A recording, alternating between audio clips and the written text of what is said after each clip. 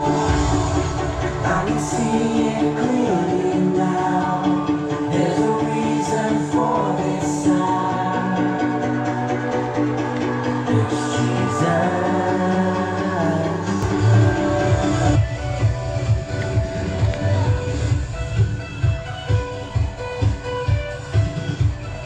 Late man ta sa praise, dari na lang ta mag-praise. Ulan mangkut uy. Yeah, ulan dyan kayo. Pinabuntag pa ning ulan dre sa amuang dapit. Yeah! Hi guys, happy Sunday to all of you. Let's go to church and let's listen to the word of God. Come on, let's go. And here's something exciting. On the last week of our Let us all rise and give a warm and heartfelt welcome to our senior pastor, Dr. Mervin Ayan Ascabal.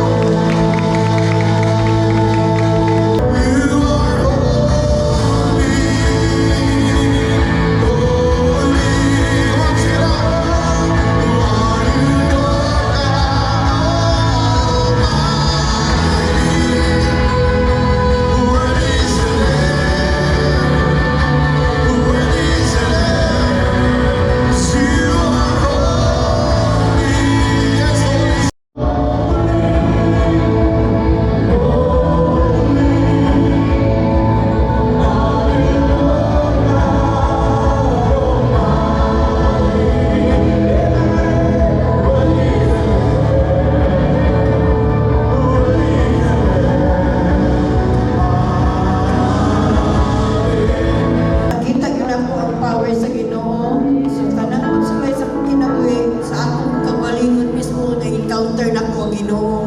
Kuya, unsa man to dili mo mahimo sa mga unsa man sakit, unsa man Kalakaw, di ko kalakaw, dayon, kanang nagyo ni siya ikrang, pero salamat sa Ginoo, gagitagaan yung kong kayuhan. karon sa nito mo sige mo sa mo. Nayo na siya. Ipakita na yung na Amen, amen. Thank you, Lord. Thank you, Jesus. Hallelujah. Thank you, Lord. I believe in the power of Jesus Christ.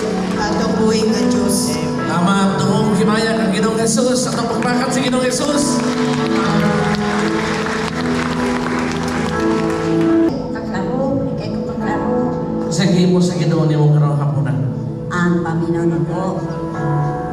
Basta kay ang akong pandungo. Tayo na. Karon nakadungog na ka. Sige na makadungog na ka. Manala din may simba no. Diretso may dire sa Robinson. Ay, Robinson? Rodolfo's. Doon kay R. Sa Rodolfo's day. And grabe gito ka-power ang kuno ang Sunday service ganina kay makita dyan mo ang kwan ba presensya sa Ginoo bitaw. O grabe ka-power dito si Lord. Okay. Kay Ang grabe ka power ang deliveran. sa kwa manggot kung namong gud kay faith sa Ginoo, maulian jud ka. Kung wala kay faith, wala jud. Useless ang kwan, mga tanang prayers, tanang declaration, kung wala kay kwan, wala kay pagsalig sa Ginoo. So mo na siya, we need faith para maulian ta. Diba? Lang. Yeah, grabe ka power ang kwan kaning Sunday service kanina. Thank you. This is Thank you. mga ante guys.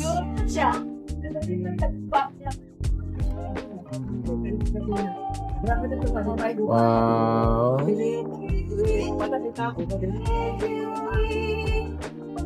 Sakto kayo kay piting ulan na ron.